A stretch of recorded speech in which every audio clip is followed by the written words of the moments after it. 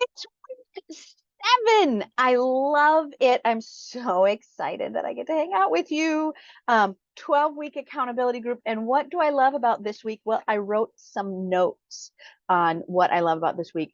And what I love about this week is that this is when we get to see um, that you are either going to find your footing or you're going to find your obstacle. So one, that if, for those of you who have really focused on those daily tasks, you have to do the daily tasks. If you're not doing the daily tasks, you will start to flounder. So it's also, right, if you have avoided some stuff or whatever, you have to do the daily tasks. You have to do the daily tasks. And if you have done the daily tasks, week 7 is where it starts to get game on, because now we're starting to see some of the things that you have put in fruit.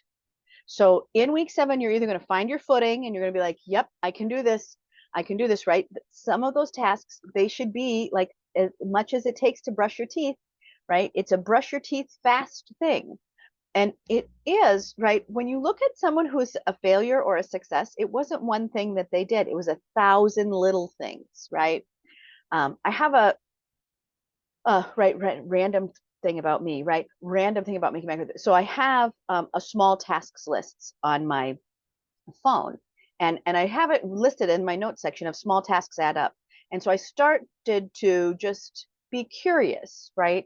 How many small tasks do I do really in a year? So I just started writing those things down, right?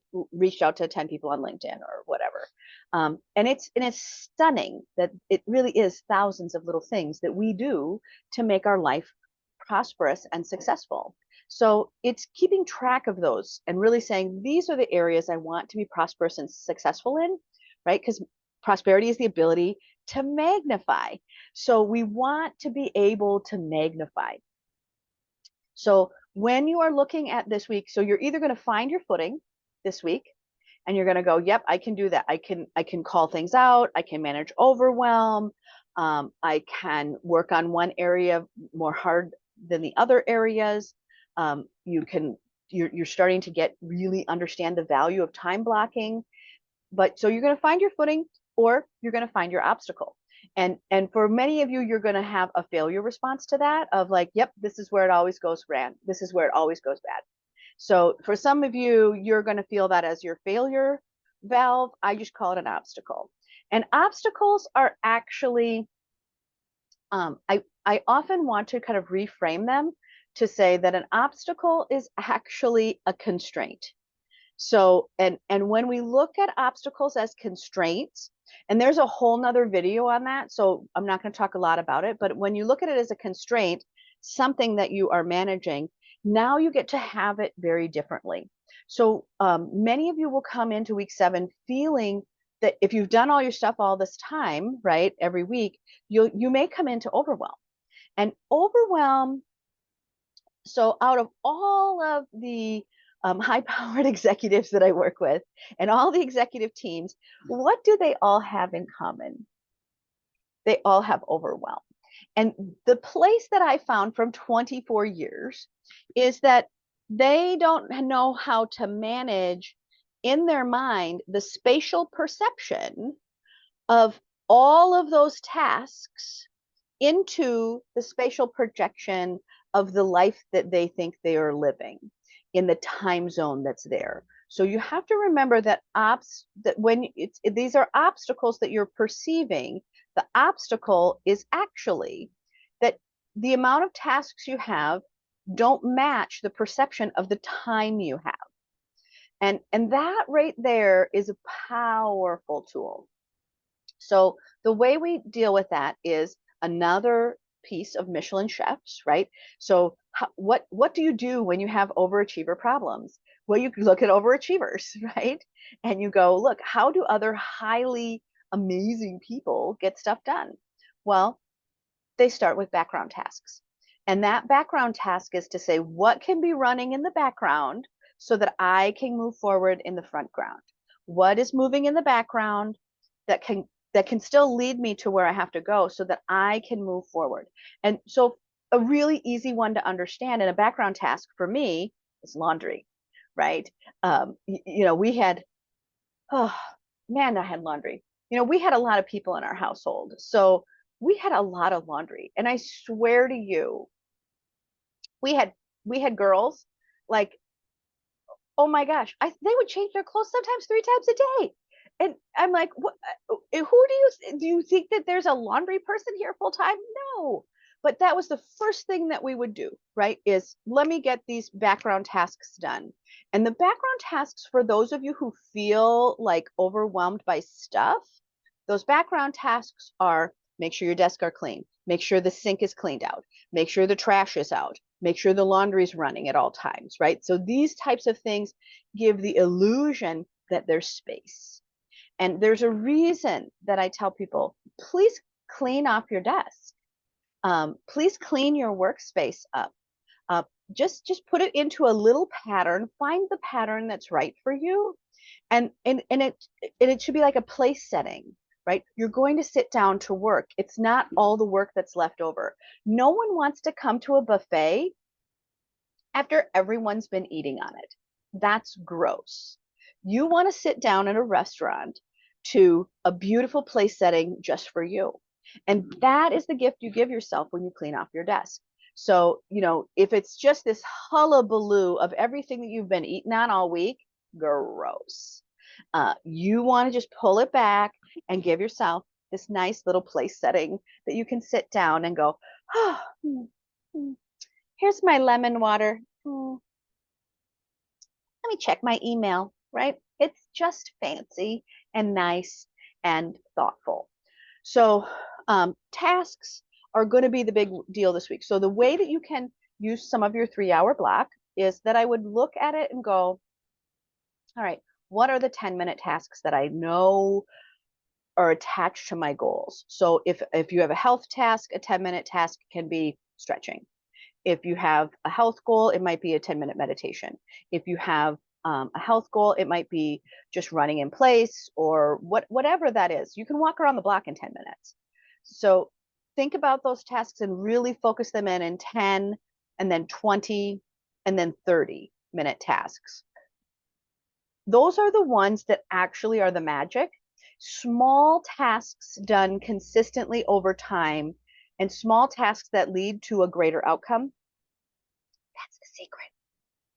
That's the secret that everybody's been wanting, which is how do you keep doing the small tasks that lead to the big things? And so that is really where you start to go, let me outsmart this, right? Because any constraint is a tool. So if I never have more than 10 or 20 or 30 minutes in a day that is unscheduled, then okay, great. Let me go to my list. And I tell you, I use my list. I use my list all the time. Sometimes I'll go back to lists that I've written before to go, well, what did I do then that worked better than what I do now? Or like when I have an assistant and when I don't. So sometimes I don't have an assistant because I'm in between assistants and then I have to do my own work again, and that's horrible. But how do I manage those tasks? So looking at those pieces. Background tasks, I'm really going to encourage you to figure out what someone else can do for you. And sometimes that's really simple. So we just figure out the background tasks that people are better at. So it takes me 20 minutes to remake the bed. It takes my husband 4. So we switch tasks. But for my husband to manage the yard work outside would take him never. So if I want a garden to be in this house, I would have to do that. And it takes me 1 hour every day to manage our yard. And that's something else that I can always invite someone else to help us with. So when you're looking at your tasks, start to time them and start to time them. And if you are co-creating a life with someone else, decide who does the task better. My husband can do a lot of things better than me because he has these long arms, right? So, cleaning out the gutters, not a good task for me. Not a good task for anyone, but it is who can do that task more efficiently, more safely, right? Whatever. So when you're thinking about your tasks and the things that you are doing as goals, many of you are doing goals that are, oh, and there is our timer. That's the benefit of this timer. It doesn't make any noise while it ticks, but you can hear that. You can hear that. So you and I have been together for a few minutes now. But find out who can do the goal, who can do the tasks that are the best. And if you're doing co-creating, if you're doing this co-creation where you're building a life with someone else and they're also doing the 12-week a year, find the task that they can do.